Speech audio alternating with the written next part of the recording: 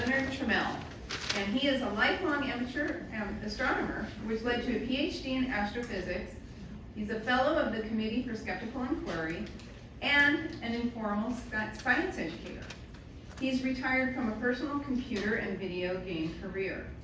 And if you get the chance to play miniature golf with him, you just might get to witness his famous victory dance. You broke them. I want to see it. Come on, Leonard. I haven't seen that. You were there. I didn't see his victory dance. What was it? Must have been. I'm recording. Do it now.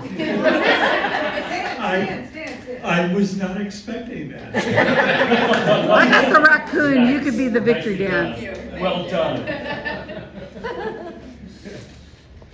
People often underestimate the importance of expertise.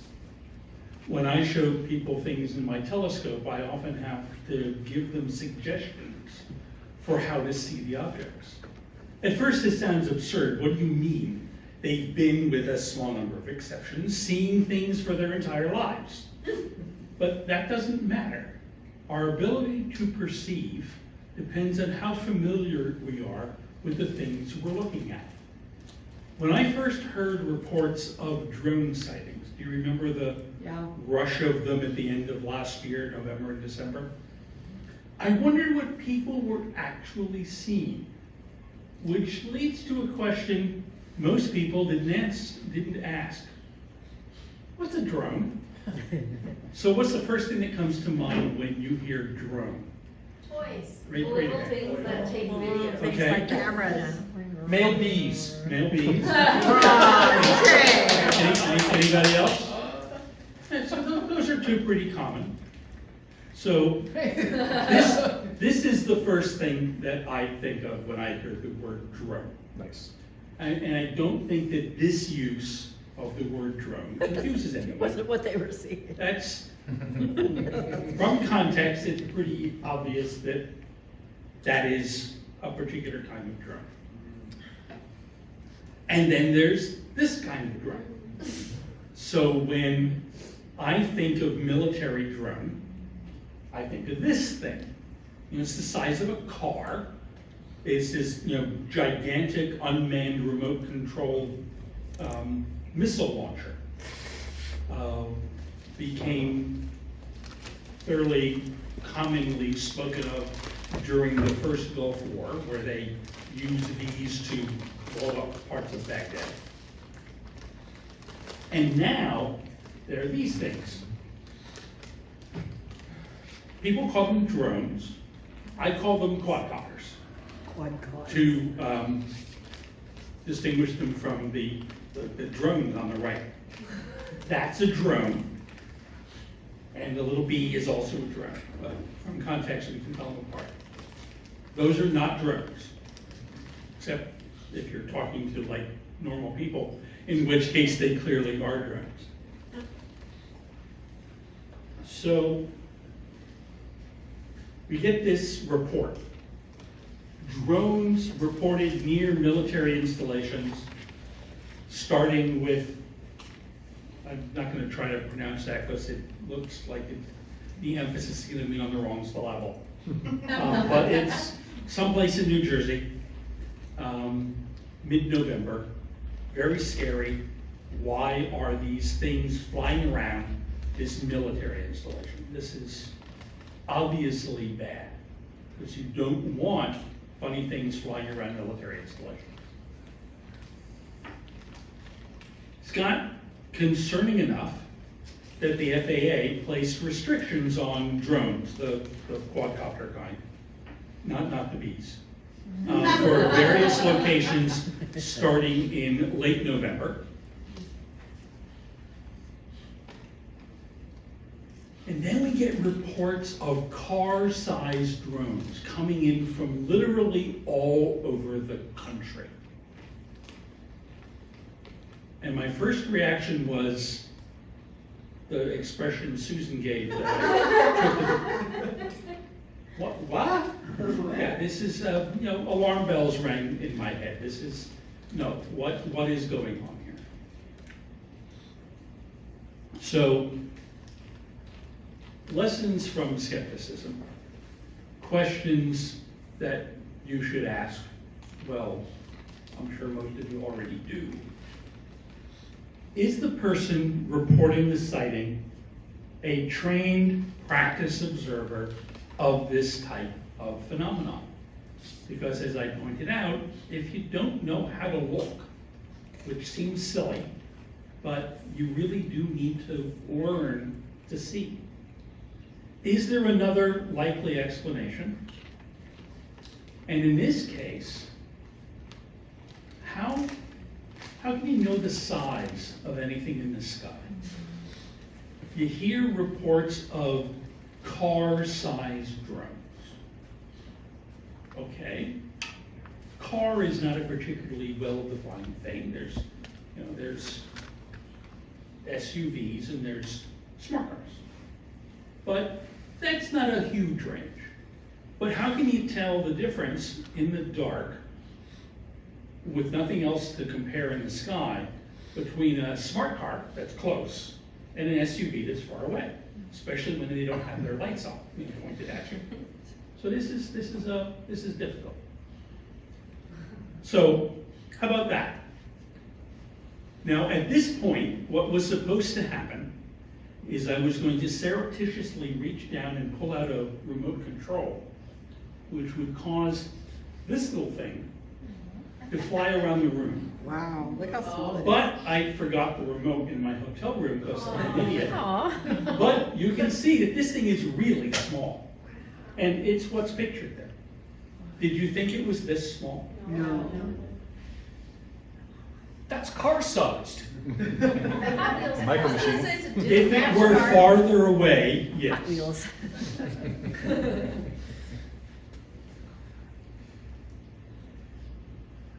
So what's going on? I don't know what the news treatment of this was locally here, but I can't imagine it was all that different than it was in most of the United States. You have huge numbers of reports of drones everywhere. And of course, you've got various political type people yeah, talking about how we should just shoot them all down, or there's obviously a master spy ship from North Korea off the East Coast that's controlling all of these. Makes sense. And we need to, we need answers from our federal government. First, we need questions for them to answer. Yeah. Because they didn't actually have any. So let's talk about some older incidents that have happened. So in Mattoon, Illinois, in 1994, there was the famous, if you were around in 44, of the Mad Gasser of Mattoon. Mm-hmm. And a woman lying in her bed smells something unusual, and she is unable to move. Does that ring any bells in anyone's head? Sleep paralysis. Sleep paralysis, Oh. yeah. So I suspect that may not be the typical reaction that most people have, but this is a bit of a self-selected group.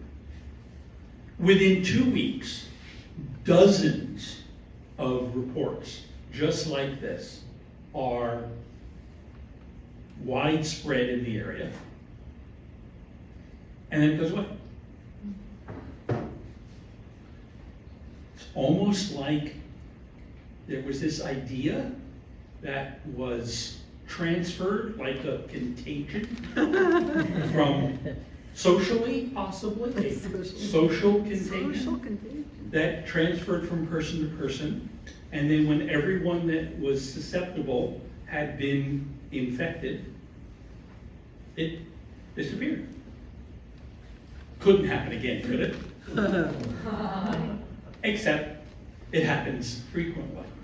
So I have a reference for the Mad Gasser of Mattoon Skeptical Inquirer article from the July, August 2002 edition that was written by Ben Radford. Then in late 2021, dozens of people reported having been attacked by needle, as in hypodermic needle, wielding criminals in bars and nightclubs. Between September and the end of the year, over 1,000 reported spikings in the UK. No prosecutions. There were a couple of arrests, but they found that there was actually no evidence that this person had done anything. And when they looked carefully, there was no evidence that anything had actually been done. But that doesn't stop 1,000 reports. But that's it, right? Well, no. This is a fun one.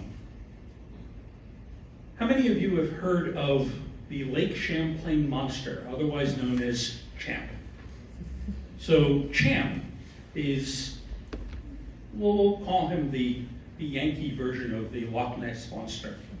Lives in Lake Champlain in upstate, well, he is reported to live in Lake Champlain in upstate New York. And in 1977, in July of 77, a person by the last name of Nancy took a set of photographs of this creature. The best pictures we have of it to date. And this made a little bit of an uproar among the cryptozoology community. And then in 1981, these pictures were published as part of or associated with the International Champ Conference, because it's a real thing. Ben Radford visited the Champ Sighting Board. There were 132 sightings of Champ. Half of them were in 1981 or 1982, right after the picture was published. Not after it was taken, which is what you would expect if the thing were real, but after it was published. Almost as if the idea got into people's heads and transferred like a contagion socially from, we've been through this. So we get this kind of clear pattern. A scary story hits the media. People are primed to the phenomenon. The press, when questioned, but of course it's real. Press doubles down hard, as they almost always do, especially because the controversy sells more papers or clicks or whatever. People that are primed and ignorant of what they're actually looking at report seeing what they've been told they're seeing, what they've been led to believe. But what isn't clear, and this is why I said it's an almost clear pattern, is why do some of these things take off and some don't? There's something about the zeitgeist of the time and exactly how the details mesh with what's being discussed that makes one of these things take off and not another. So, back to the present. I'm going to read this. This is from the former governor of Maryland. He posted this along with a video that was posted on, I refuse to call it anything other than Twitter. Last night, beginning at around 9:45, I personally witnessed and videoed what appears to be dozens of large drones in the sky above my residence in Davidsonville, Maryland, 25 miles from our nation's capital. I observed the activity for approximately 45 minutes. Like many who've observed these drones, I do not know if this increasing activity over the skies is a threat to our public safety or national security. How often is he out there for 45 minutes looking at lights in the sky to know that this is increased activity? Oh, wait, no. He didn't ask that question. But the public is growing increasingly concerned and frustrated with the complete lack of transparency and the dismissive attitude of the federal government. Now, this was in November of 2024. Biden was in. Guess what party this governor belongs to? The government has the ability to track these from their point of origin, but has mounted a negligent response. People are rightfully clamoring for answers, but aren't getting any. We're being told that neither the White House, the military, the FBI, or Homeland Security has any idea what they are, where they came from, or who is launched or is controlling them, and that they pose no threat. That response is entirely unacceptable. I join with the growing bipartisan chorus of leaders demanding that the federal government immediately address this issue. The American people deserve answers and action now. Was that on Nextdoor? That was not on Nextdoor. That was actually on the thing formerly known as Twitter. Anybody recognize that? It's black with, It's a that's Orion's bell. That's the constellation Orion. This is a still from that video. Oh my God. These are the large drones hovering over his house. They're large. Well, they are very large. They are very Well, large. if you get really close. They are larger than cars.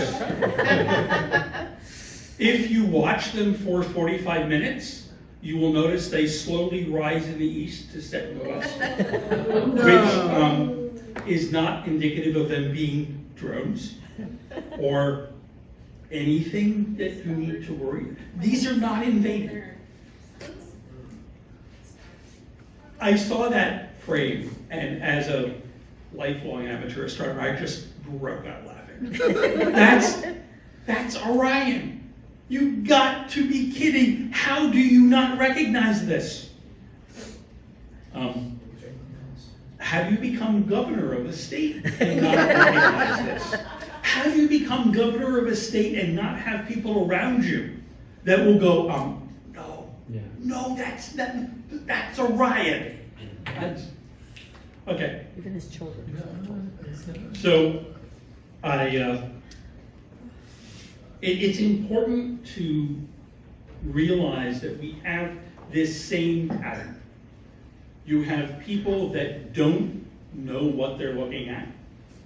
You don't, that assume, oh, it's nighttime. I've seen night light every day.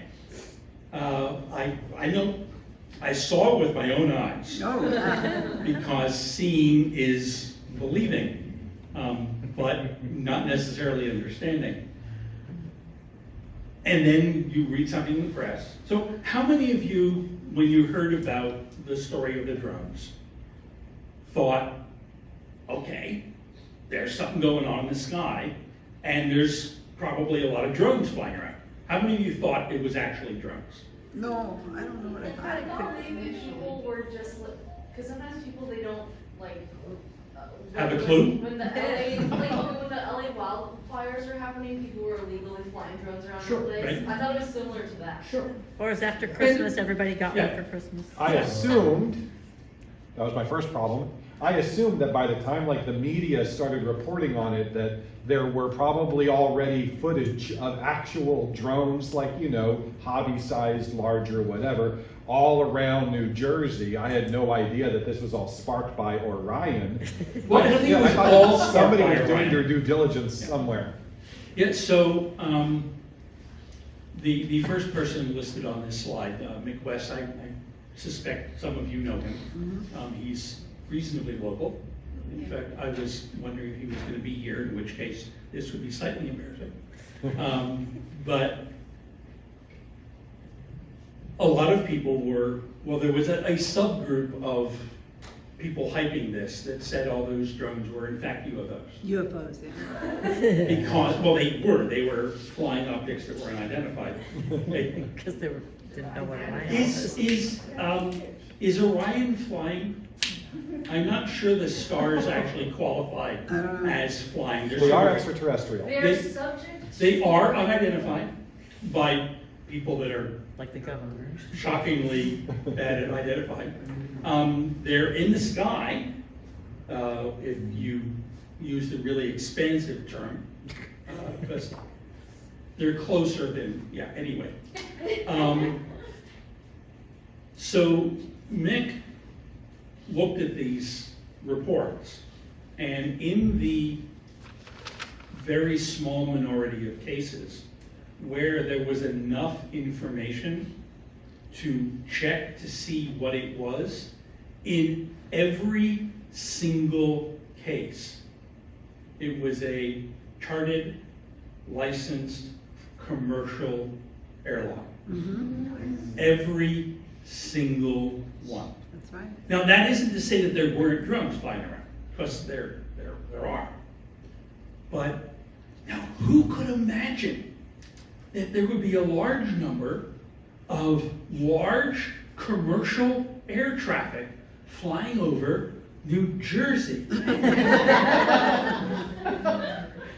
With, I don't know, Newark International Airport, across the river, JFK, and LaGuardia. And military. Why did they just suddenly descend on New Jersey? Why not? There may be two errors in that question. It may not that they were sudden, and they may not have actually descended anywhere, because people were bad at this skepticism stuff. And since I gave this talk in early January, the need for being a little skeptical about things you hear has only gotten, let's say, more urgent. So I was considering whether I should take the discussion in a slightly different direction. So how many of you remember the discussion about our president's address to Congress, wherein he asserted that $8 million had been spent making mice transgender? Oh, yeah. So raise your hand if you heard about that. Okay. How many of you heard the explanation that what actually happened was they confused the word transgenic with transgender? I heard that. How many of you That heard too, that? yeah. Did any of you question that? Question which? That was the explanation? No? I think I saw that that wasn't true either, but I They don't remember doubled what it down was. on it, didn't they? No, they didn't double down on it because that never happened. What? There was no confusion of transgenic and transgender. Really? Yeah, it was something. It was a convenient thing to report. It Oh, so we could say face. no, so that the opponents of the administration could say, look how stupid these people are. They can't tell the difference between transgenic and transgender. And most people that were listening to the news sources that reported that, or had friends on Facebook that were posting it, never bothered to check. Confirmation bias. It was both it's confirmation bias, and it's just too easy to just make fun of people. Yeah. Now, if you look at the quote at doubling down that the White House did, they did put out a fact sheet that listed, I think it was 8 different research studies that totaled $8.5 million, talking about research in mice. And the research was to study the effects of various things. They were all different And the only thing they had in common was they were mice, and the research process involved either procedures or medicines, formulations, that are used in gender-affirming care. The word transgenic did occur once, but it simply said this research was done on transgenic mice. You can't find research done on non-transgenic mice anymore. They're all transgenic. That's what makes it useful. So that was never a thing. The largest study was a investigation of possible reasons that women are more susceptible to asthma than men. And they studied this by taking male mice and female mice and treating them with placebos, with testosterone, and with estrogen, and seeing how this affected their sensitivity to asthma-producing stimulus. So if you are, I don't want to be too dismissive, but pathologically demented. and I Going there. No. I tamp that one way down. If you want to say everything that uses in any way testosterone or estrogen, that's obviously attempting to turn mice transgender. How do you know the gender identity of a mouse? I mean, I understand you can determine the sex of a mouse, but You I hope- put two different types of mouse traps, and then you put cheese with different wine pairings. Cheese with wine and cheese with beer, and you see. they can't read. You asked that psychic. But how do you know that that's their self-image? Oh, you just asked You that. can see whether or not the mice are attractive. Okay, we get the rats and nymph to translate. How do you? I'm enough of a skeptic to acknowledge that there may be some way where we can, to some level of accuracy, determine the thought process of a mouse. I mean, I have enough trouble determining the thought process of my fellow humans, or at least some of them. But I was amazed at how quickly the transgenic confusion with transgender not only was instantly accepted as true, with no evidence ever given, which was just shocking. And it spread like wildfire amongst the group that I thought of as skeptics. If anyone here that's a Facebook friend ever posted such a thing, I won't say anything. I won't even stare at you. Jay? Not looking at anybody, looking at the clock. But it's important because all of us, as Jay would say, is a silly, fallible human. And as a result, we do need to be careful, to think carefully and to guard ourselves against reaching conclusions that aren't necessarily warranted by the evidence. So I'd like to thank Nick and Ben, who contributed greatly to the very sparse slide deck you just saw. And if you have any questions, please.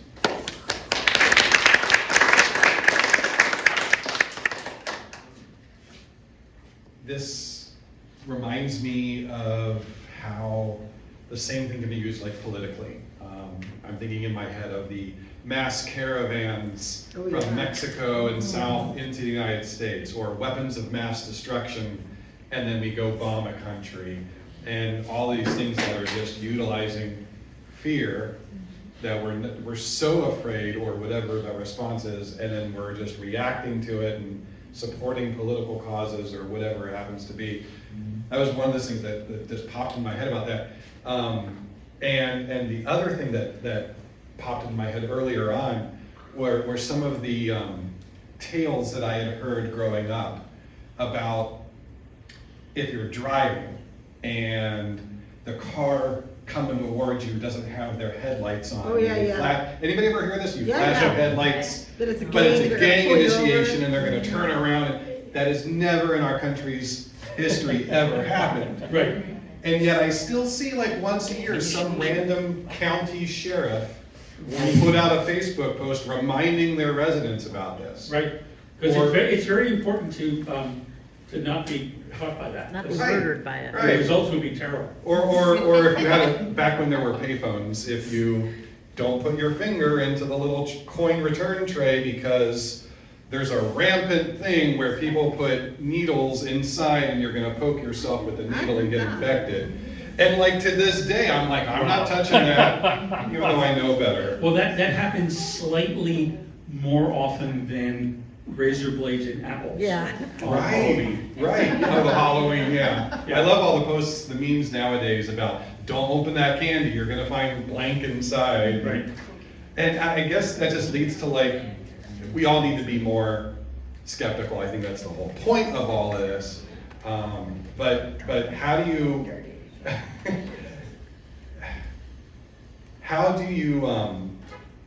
not run out of energy? Just- Oh, I am out of energy. Oh, okay, well, there you go. Because we're just constantly being bombarded by this. And if I were to argue with everybody that I see on the internet, I would not have any time to eat or breathe or sleep. Yeah, I had a conversation not long ago with, so I'm on the board of a local science center, local to me, the Chabot Space and Science Center. And we had all gone, the board was invited to this absolutely wonderful tour of the Ames Research Center. And that was fun, and then we had lunch together afterwards. And I forget exactly when this was, but I said that one of the things that I wish people would do was treat every day as if it's April Fool's Day. Just assume that the stuff you're being told is nonsense. Because there's only two possibilities. You're right, in which case you've been warned and you don't fall for nonsense. Or you've practiced your skills at determining what's real and what's not, and you have good evidence for this thing that you may believe. And there's no downside to that either. And the person sitting across from me went, "That would be terrible. I wouldn't trust anyone." I said, "Why is it that hard to just check one thing?" No, It is. And this is a fellow board member of the, so this is not getting published, right? Yep. All right, so who else has a question for Leonard? Raise your hand. 1, 2, 3, 4, all right? He pointed to me. You get to go. I'm just saying, so.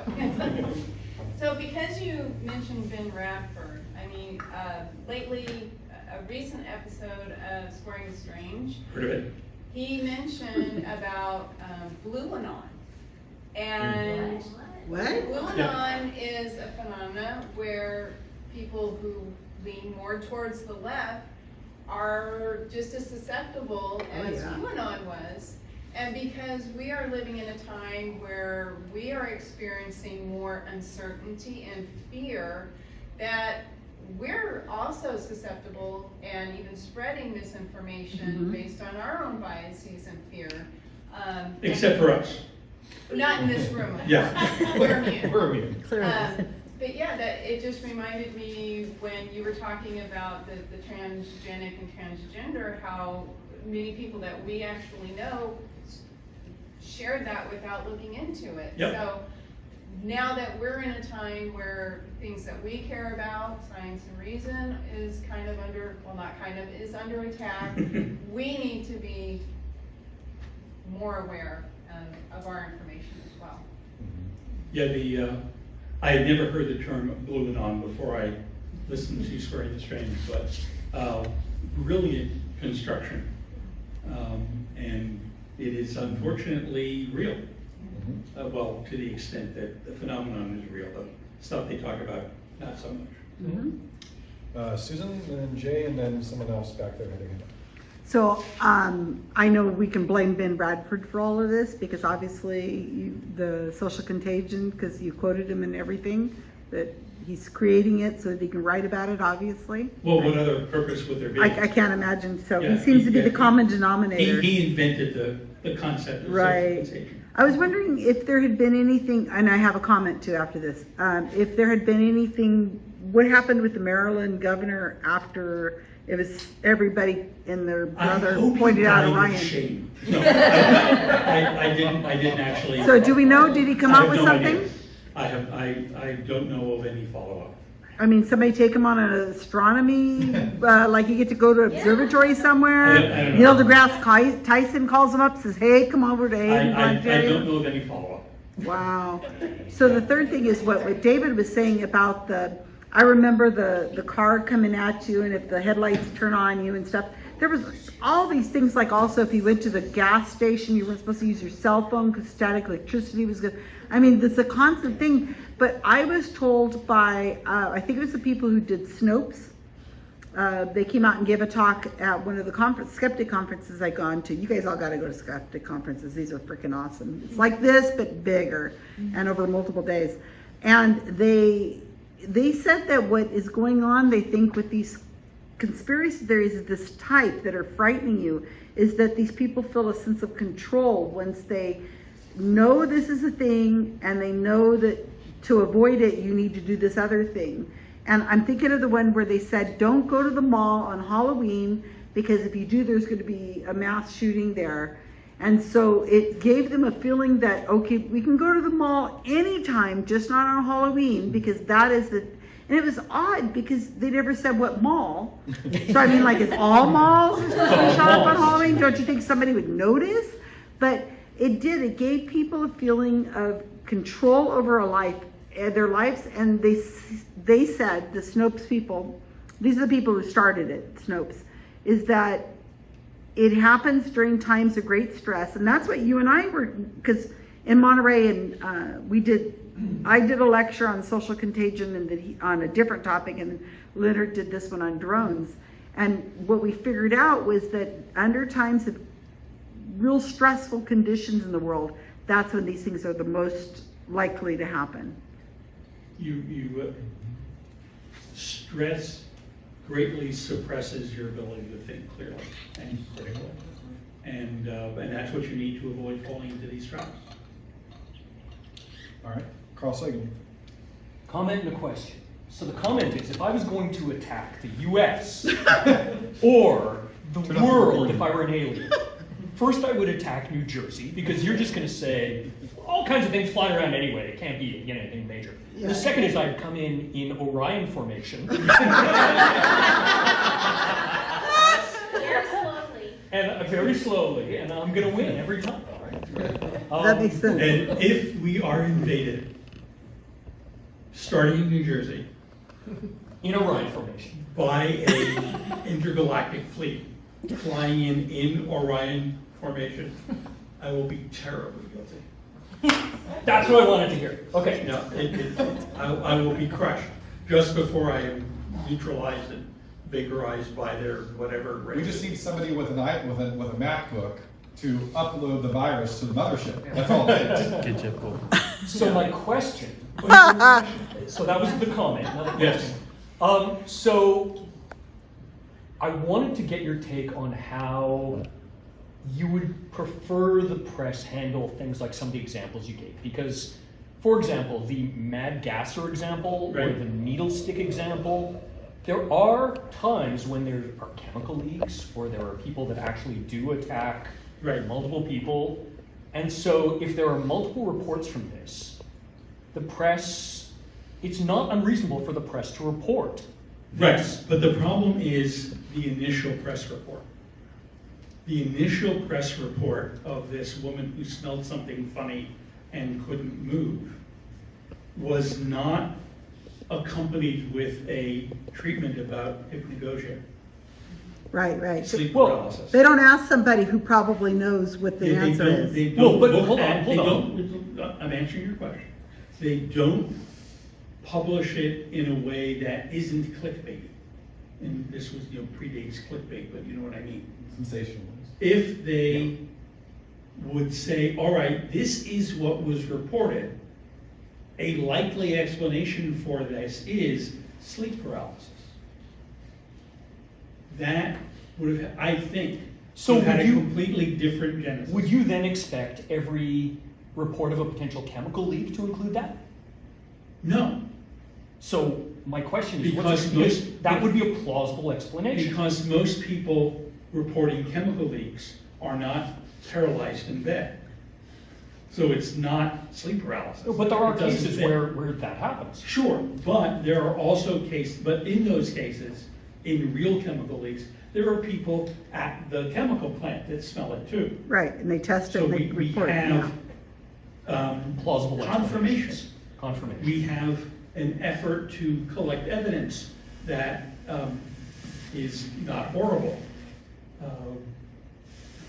So, yeah, I blame the press a lot for this sort of They gotta come out with a story, bleeds Yeah. the Well, they leads. have their incentives, they're not the same. There are incentives that the press has that are not the same as the incentives that a skeptic has. And it takes a while for Ben Bradford to come out with a story afterwards. I mean, you gotta wait till it's published, you gotta do the research, you gotta figure it out, you gotta publish Yeah, it, he just does it the slow way. yeah.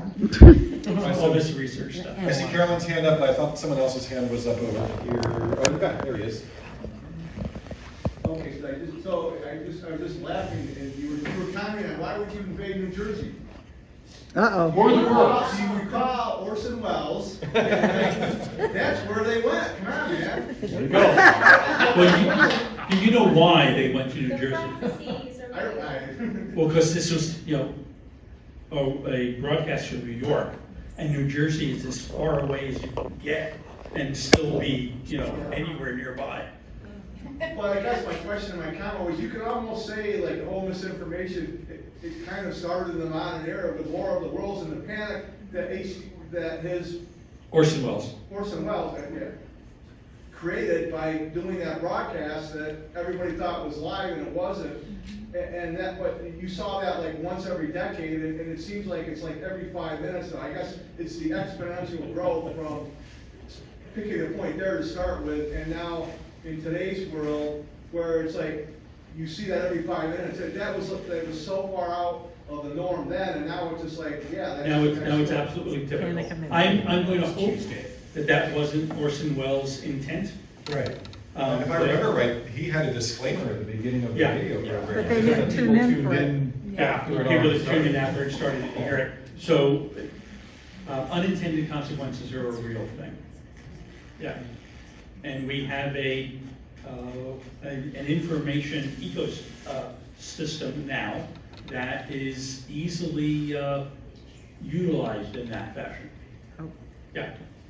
So maybe this is a little off, but, with all the recent cuts with the FAA, going back to drones, if we had actual problematic drones invading our space, with the cuts, would that be an issue? You should ask JJ. Yeah. JJ's not here. Yeah. I don't know what last time I checked, if you want to increase safety and security, cutting the people that perform the functions of increasing safety and security is not the first choice. Yeah, a So- profound statement.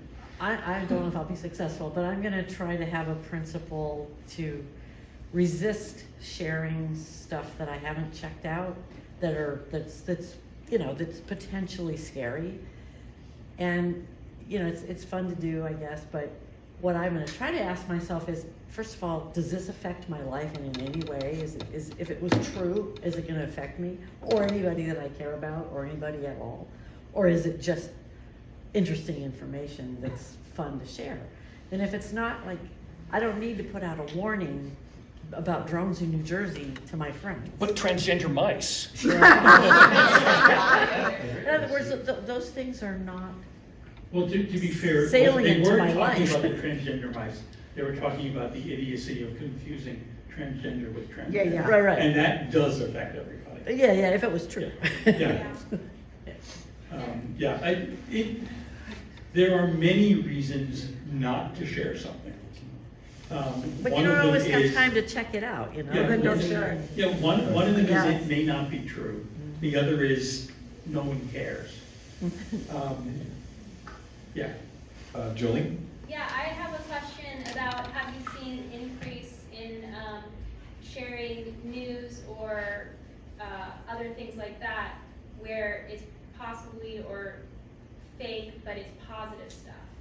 So in my instance, I've seen recently people sharing food pictures, and they're definitely AI.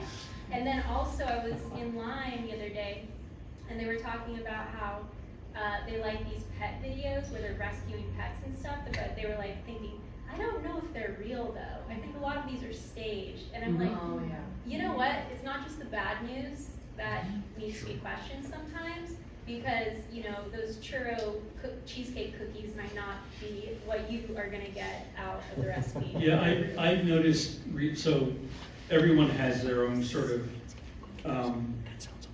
carefully curated Facebook feed, depending on what you interact with. So I get a lot of pictures of astronomical things. And I somehow have gotten placed into various astrophotography groups. And 99% of the pictures are fake. Wow. They're pretty sometimes, but they're just obviously fake. And then of course I get well, how do you know they're fake? So I describe what they're showing that can't be real and give, a reference that indicates the size is all wrong. And sometimes people read. And then, but how do you know that? How much time you got? PhD in astrophysics, and astronomy is my hobby for the past 60 years. And they don't respond. I'm very They disappointed. disappear. They don't respond. They just block you and do it again somewhere else. Yeah. Sometimes they block me. Shocking. Did you have another question? No? Did anyone else have another question? Susan, anyone else after Susan? Oh, I get to end it, that's cool. Nice. So I want to bring you back to Wikipedia, just because I can. When you have something that's happening in the world, and I challenge you to try this the next time something's happening in the world, some breaking news, something, a crime, a disaster, whatever it is, go to Wikipedia first. Because what's going on with Wikipedia is there is a zillion editors out there, not mine, because mine are working on science and scientific skepticism and other stuff, that are building a Wikipedia page about whatever that tragedy, disaster, whatever it is, in real time. And they're building it like immediately after the first things that come out. And then on the upper left-hand side of every Wikipedia page is a tab called Talk, T-A-L-K. And you probably never noticed it, but it's always there. Click on that Talk button and go and read what the editors are saying. And you're gonna get the best information, because what's happening is Wikipedia has such strict rules, and there's a mass of people who are editing at this moment, and they're all trying to build this article, and they will not allow anything sensational or anything that doesn't have like really good citations, not from a reputable place. They're gonna put it all in there, and anybody who tries to add stuff that's like gossipy or from a website or whatever, they're gonna put that in the Talk page, and they're gonna say, yes, we see this, like how many people are dead, or claims are coming in that this happened and this happened, and then you're gonna see them having these discussions about what to put in the article and what can't go in the article until it's been verified by, some sort of standards. And watch the next thing, and you're gonna find that, and you just keep refreshing the page and then looking at the Talk page, and you're gonna find you get the best information, because as I say, they have to go through and everything has strict standards, and they'll sum it up. And like I said, if they'll put in, like, early reports said that this happened, they'll write that in the Wikipedia page, and then immediately, like the sentence or two later is, but it was found to be false because of these reasons, you know, and they'll go through and they'll explain it. So you should be getting your best information from somewhere. It's really interesting to watch in real time. I post on Facebook all the time when there's a disaster or something. I know this sounds awful, after the fact, because I'm not psychic, but I'll put it up now. So, okay, everybody look at the Wikipedia page so you can see what's coming in. And I don't know, I challenge you guys to try it next time, because it's a fascinating phenomena. Yeah, I was gonna mention, I forgot to mention it, that the National Library of Medicine, 2 times a year, spring and fall, we have hashtag CITE, CITE, NLM, and the medical librarians across the US go onto Wikipedia and edit and add references Yeah. from Good idea. literature to make sure that the health ones. And health have it articles to the are bottom. actually really good. Yes. Math, astronomy, and There's a health. web tool called Citation Hunter Yeah, that crawls Wikipedia and looks for the tag citation noted. Mhm. So I spend a little while every couple of days adding stuff where there are citations that are needed. Wow. Yeah. All right, round of applause for Leonard. Thank you so much.